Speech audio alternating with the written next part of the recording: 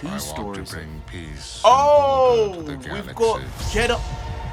Is that Qui-Gon then? I don't think I've ever felt more like a Jedi than in this specific moment in time. I got the flowy hair, I got the robe. People say, you know, you look a bit like Jesus when your hair's out. You look a bit like Moses. I guess it's a big compliment. Those were pretty incredible people in terms of the history of the world, you know? But with Star Wars, it's a bit of a different case, because even though the lore was based on Greek, Roman lore, Christianity, Hinduism, they've kind of come away from that with the newer stuff. It seems like the basis and the cultural iconography has kind of gone out the window with the sequels and apparently with some of the shows. And I'm not really into the shows, I'm not going to indulge in that. But this show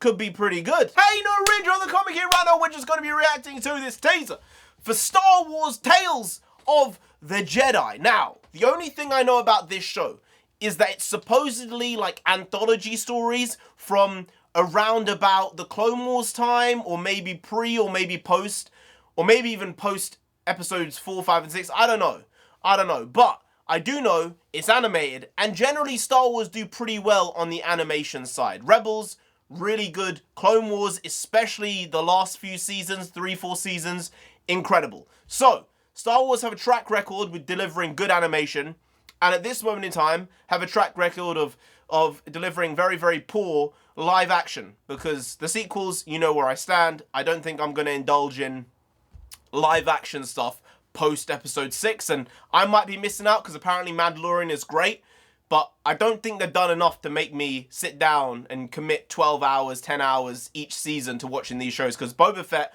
apparently dog shit, and you can't have it all, I understand that. But then there's the Ahsoka show that's coming out, and it's like, do I watch that? I don't know. But it seems like it's all connected to the Mandalorian side of the universe, so it makes it feel like if you don't watch Mandalorian and you don't watch Book of Boba Fett, then you're not going to get the most out of watching Ahsoka, even though it should be a self-encapsulating series, especially because it's her, and she's one of the best characters in all of Star Wars history in animation. I'm assuming Rosario Dawson did actually a good job with her in live action, because she's a very good actor. But let's get to this teaser trailer.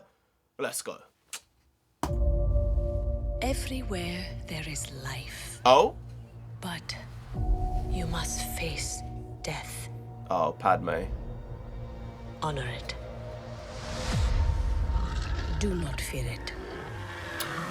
Oh, is that baby Ahsoka? Jedi. Ahsoka is Jedi. Oh, that is cute.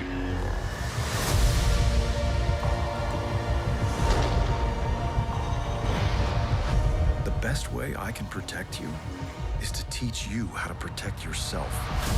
Master Dooku. I want to bring peace. Oh, to the we've galaxy. got Jedi. Is that Qui-Gon? Master, stop!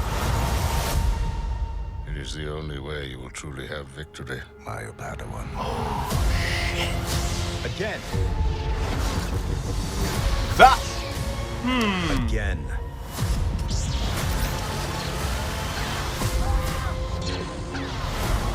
Dooku, stand down.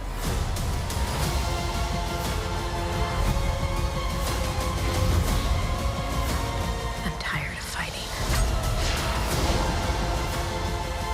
I've been warning them about the coming darkness. Let's hope all that training pays off. Oh, Yaddle.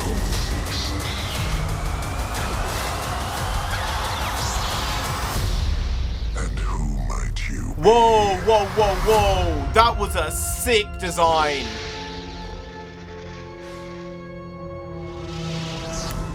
Hey, I need the house done.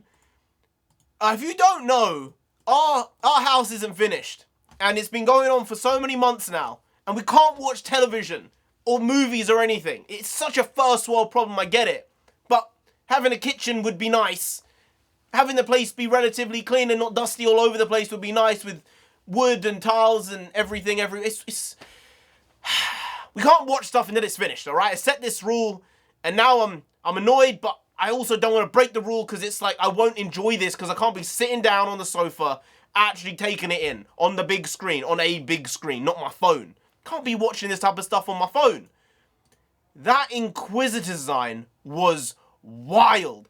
And he's got, okay, see, my initial thought was this was actually an Inquisitor from essentially the end of Revenge of the Sith. Like, right as soon as that story finished, this scene picked up around about that time. So it's not like it's been years and years after that. And then there's Ahsoka there. But the Inquisitor has the Imperial logo on him.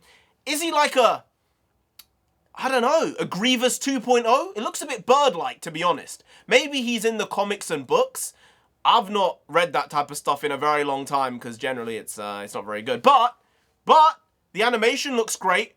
We got young Dooku. We're seeing Dooku's defection to the dark side when he defects. That is wild. That is crazy. You're seeing him be like, it isn't enough. What we're doing isn't enough. And then the big question is, you know, when you look back at it, there's so much stuff going on behind the scenes layered into all the dialogue that George wrote. George, decent director, decent. Some of the dialogue he writes is very good. Some of it not so much, all right? Mr. Lucas did a very good job with the overall story, though. But the dialogue itself, there's so much inbuilt, in-baked knowledge, which is just not seen. But he knows all the information. It's the great thing about world building, because you know what that character is saying in that moment. But it's only if you really understand it on a deep level that the fans are gonna get it. When you look at the Duel of the Fates, it's such an iconic song, and that whole scene with Qui-Gon and Obi-Wan and Maul, because it is literally deciding the fate of the universe at that moment in time. Because when I look at it, and when Dave Filoni said what he said about that specific score and that moment in Star Wars history, it was, if Qui-Gon and Obi-Wan win, do they actually raise Anakin to be the best Jedi of all time? Do they raise him to not go to the dark side because Qui-Gon is there to be his master and Obi-Wan is there as that brother figure, not as the mentor slash father slash brother? Or does Qui-Gon die and Obi-Wan have to do it on his own and not be good enough to manage it and not be good enough to raise him well enough and train him well enough to make the right decision at the right time? And it's just incredible, especially in that moment where Qui-Gon's sitting there meditating. I always think now when I see that scene, is he being contacted by the wills of the Force? And is he understanding that this is his time to die? And this is his last chance to save the universe? And both those things are running parallel. And they say to him in some ways, if you go down the path of saving the universe by training Anakin and surviving, there will be future destruction because of it. But if you die now, the long-term future of the Force and of the Jedi will survive.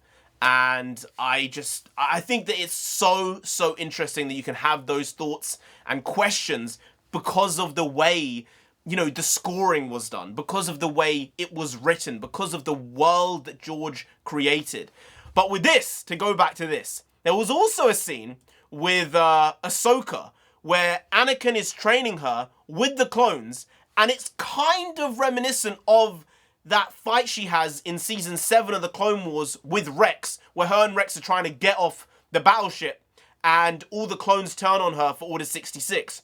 It's very, very similar to that, and I think Anakin was a very, very good master to Ahsoka. He trained her as best as he could, and that's why she's one of the only people who could duel against him. Ahsoka is incredibly talented as a Jedi, as a Grey Jedi, as someone who's a Force user now, who's not actually part of the Order, but always an incredible character. You had Mace Windu in here as well, and on top of that, we had a young Qui-Gon Jinn. Now, I'm not sure if Liam Neeson's going to be voicing him. I can't tell because we only had maybe 2 or 3 words of dialogue, but it would be cool to have Liam Neeson back once more. So, yeah, this looks like it could be a banger.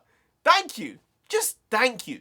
Thanks for doing good stuff. You know, this is what's possible. You can make good stuff. Just put the right people in charge and make them have a decent story, and anything is possible. Anyway, guys, if you did enjoy this video, please like, share, comment, and subscribe to the channel down there. If you didn't, Ahsoka gonna come after you. You don't want that. No, you really don't. So just subscribe anyway to avoid that. I've been NarendraTheComic. You've been Grant. We'll see you next time. That's tomorrow. If you don't know, make a video every single day. Been doing it every day for over What's it now? 1,500 days now. We ain't stopping till we get to 10,000 subscribers. So do subscribe. Pop back again tomorrow for some more quality shitty content. So hashtag never not here. Tag goes also bring the pukwas. Pukwas means nonsense in Punjabi. We also bring that. Bring a lot. Bring a little. Do a lot. Do a little. But we do indeed bring the quality. I said the quality. The quality. The quality. Shitty content on a daily basis. So see you tomorrow. More of the same. Slightly different. But essentially the very same. Once more, see you then. Skadoosh. I got you! I got you!